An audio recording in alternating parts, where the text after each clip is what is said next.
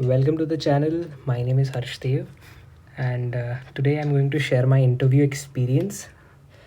तो जैसे कि आप देख सकते हैं, ये मेरे इंटरव्यू का वेन्यू था जो कि चंडीगढ़ में सेक्टर 17C में है, पीएनबी का सर्कल ऑफिस। तो लेट्स स्टार्ट। सबसे पहले हमारी जो रिपोर्टिंग टाइमिंग थी वो 1 PM पे थी। हम 12:30 के करीब पहुंच गए थे लोकेशन पे। देन काफ़ी बच्चे आ चुके थे वहाँ पे। अराउंड 150 के अराउंड टोटल कैंडिडेट्स का इंटरव्यू था एंड हम लाइन में लगे थे। यहीं से हमारी एंट्री होनी थी। हम लाइन में लगे थे तो एंट्री करवाने के लिए करीब करीब 2 या 2:10 पे उन्होंने हमें अंदर बुला लिया एंट्री करवाने के बाद। तब तक हम बाहर ही वेट कर रहे थे। तो अंदर बुलाने के बाद हम सेकंड फ्लोर पे चले गए। सेकंड फ्लोर पे एक बड़ा सा हॉल बना था जहाँ पे हमारी TCS कह रहे थे, वो मतलब जिसमें बार कोड स्कैन करते हैं एंड फिंगरप्रिंट स्कैन करते हैं। तो हम बैठे रहे वहाँ पे कम से कम भी कोई हम 20-25 मिनट बैठे। तो लकीली मुझे वहाँ पे मेरे एक रिलेटिव भैया भी मिल गए। मुझे पता नहीं था उनका भी वहाँ पे इंटरव्यू होना, तो लेकिन लकीली वो मुझे मिल गए। और साथ में जो मेरे साथ भाई बैठे थे वो भी जम्मू से ही थे। मैं भी जम्मू से हूँ, मेरे रिलेटिव भी जम्मू से थे और वो जो भाई बैठे थे वो भी लकीली जम्मू से ही निकले। तो हमने वहाँ पे काफ़ी गपशप लगाई, काफ़ी चिल करा, तो मूड काफ़ी लाइट हो गया क्योंकि फ़र्स्ट एक्सपीरियंस था इंटरव्यू का। तो काफ़ी ऐसे नर्वसनेस सी होती है, तो वहाँ पे काफ़ी मूड लाइट हो गया। तो उसके बाद सर आए, उन्होंने बताया कि हमें यहाँ पे कंप्यूटर डेस्क लगे हुए हैं, आपने एक एक करके आना है लाइन वाइज। आपने TCS करवाना है, मतलब बार कोड स्कैन करवाना है। बार कोड स्कैन करवाने के बाद आप फिंगरप्रिंट स्कैन करवाएंगे, देन DV वाले रूम में चले जाएंगे। देन उसके बाद बच्चे जैसे ही ये सुना तो उसके बाद बच्चे लाइन में लग गए सारे। तो हम क्या मतलब ऐसे बच्चे सारे बैठे हुए थे ना कि पैनल 1 के एक साइड बैठे थे, पैनल 2 के एक साइड, पैनल 3 के एक साइड। तो हम पैनल 1 वाली चेयर में बैठे थे सबसे फ्रंट रो पे। मैं, मेरे बड़े भैया रिलेटिव एंड वो भाई न्यू प्लॉट से हैं, वो जम्मू से। मुझे उनका नाम पूछना भूल गया, और चलो कोई नहीं।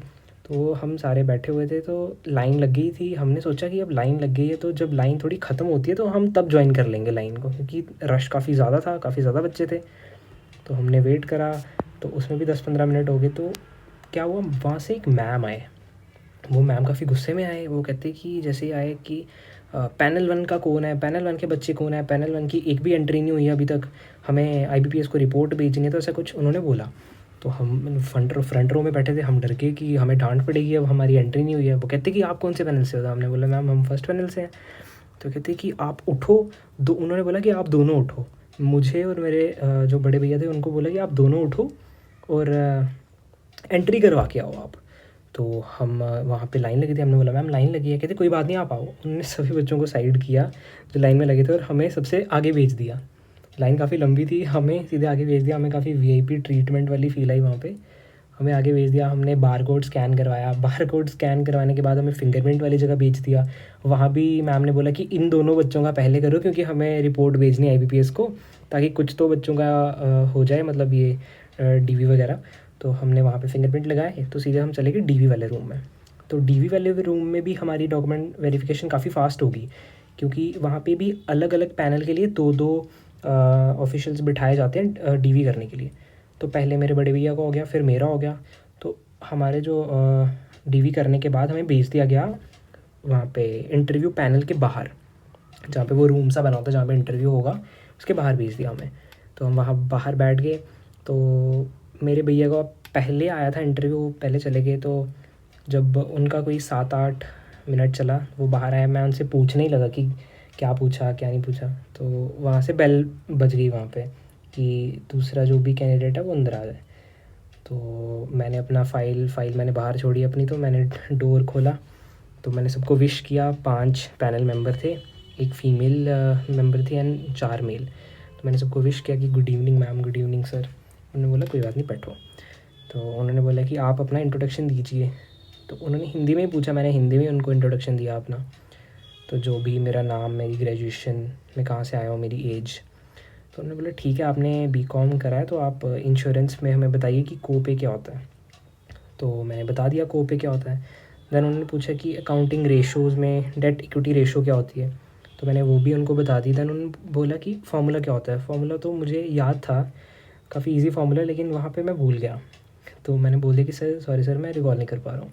उन्होंने बोला कोई बात नहीं। तो उन्होंने दूसरे सर को पास ऑन कर दिया। तो उन्होंने पूछा कंटिंजेंट लायबिलिटी क्या होती है, तो मैंने बता दी, मुझे आती थी। तो उन्होंने बोला कि बैंक के केस में कंटिंजेंट लायबिलिटी का क्या एग्जांपल है। तो मैं आंसर देने ही वाला था, मुझे थोड़ा मैंने पॉज़ लिया थोड़ा सोचने के लिए। तो बैंक गारंटी मेरे दिमाग में आंसर था, तो मैं आंसर देने ही वाला था, लेकिन उन्होंने बोल दिया चलो कोई बात नहीं। फिर उन्होंने दूसरे सर को ट्रांसफ़र किया। दूसरे सर ने मुझे पूछा कंपनी क्या होता है, मैंने वो बता दिया। फिर उन्होंने बोला टाइप्स ऑफ कंपनीज़ कौन से हैं, मैंने वो भी बता दिया। फिर कहते कि जो कंपनी का एक्ट है, एक लेटेस्ट एक्ट है, वो कौन सा है, किस ईयर का है। तो मैंने बता दिया कि 2013 का कंपनीज़ एक्ट 2013। तो कहते कि चलो ठीक है। तो फिर कहते कि जो पब्लिक लिमिटेड कंपनी और प्राइवेट लिमिटेड कंपनी में मेंबर्स की क्या लिमिट है। तो मैंने बता दिया प्राइवेट में 2 मिनिमम मैक्सिमम 200, पब्लिक में minimum 7 maximum there is no limit. तो कहते हैं अच्छा ठीक है। तो फिर कहते हैं कि 1% कंपनी क्या होती है, मैंने वो भी बता दिया। फिर कहते कि क्या एक गवर्नमेंट कंपनी 1% कंपनी बन सकती है। तो मैंने बोल दिया कि नहीं सर, गवर्नमेंट कंपनी नहीं बन सकती। तो कहते चलो ठीक है। फिर उन्होंने मैम को ट्रांसफ़र कर दिया। तो मैम ने पूछा कि ओल्ड टैक्स रिजीम में और न्यू टैक्स रिजीम में क्या फ़र्क है। तो मैंने बोल दिया कि मैम स्लैब का फ़र्क है और डिडक्शन का फ़र्क है। मैं थोड़ा वहाँ पे फंबल कर गया, मेरे को ना भूल रहा था थोड़ा।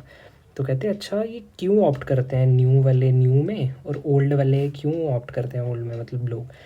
तो मैंने वहाँ पे मैंने पता नहीं क्या बोल दिया, मेरे को समझ नहीं आया। मैंने बोल दिया कि जिनको ज़्यादा लाइब्रेरी पे नहीं करनी पड़ती वो ओल्ड में कर लेते हैं अपनी इनकम के हिसाब से, जिनको लाइब्रेरी कम पे करनी पड़ती है अपनी इनकम के हिसाब से वो न्यू में कर लेते हैं। तो साइड में सर बैठे थे, बोलते हाँ वैसा करते क्यों है, रीज़न क्या है उसका। तो मैंने बोल दिया सर कि मुझे इसके बारे में नॉलेज नहीं है। कहते चलो ठीक है। फिर कहते उन्होंने पूछा कि सिबिल क्या है, सिबिल क्या होता है। तो मैंने सिबिल भी बता दिया। फिर उन्होंने पूछा कि केवाईसी क्या होती है, तो मैंने केवाईसी भी बता दी। फिर उन्होंने पूछा कि न्यू जो टैक्स स्लैब है वो क्या है, तो मैंने न्यू टैक्स स्लैब भी बता दिया। बस इतने क्वेश्चन उन्होंने मुझसे पूछे। फिर उन्होंने बोला ठीक है थैंक यू, आप जा सकते हैं। तो फिर मैंने सबको विश किया, दरवाज़ा खोला और मैं बाहर आ गया। तो ये कुछ मेरा इंटरव्यू एक्सपीरियंस था। मेरे हिसाब से कुछ नॉर्मली क्वेश्चंस थे जो मुझे नहीं आया, मैंने स्माइल के साथ उन्हें मना कर दिया। मैं ज़्यादा आंसर देने की ट्राई कर नहीं रहा था, मुझे पता कि अगर मैंने कुछ बोल दिया तो वो कुछ ज़्यादा डीप में चले जाएंगे। मैंने शॉर्ट सिंपल ही आंसर्स रखे। तो ऐसा कुछ मेरा इंटरव्यू गया। मुझे लगता है कि 70 के अराउंड मुझे मार्क्स मिल जाएंगे, जिस हिसाब से मैं एसेस कर पा रहा हूँ। लेट्स सी क्या होता है। सो ये मेरा इंटरव्यू था। Thank you so much for watching this video.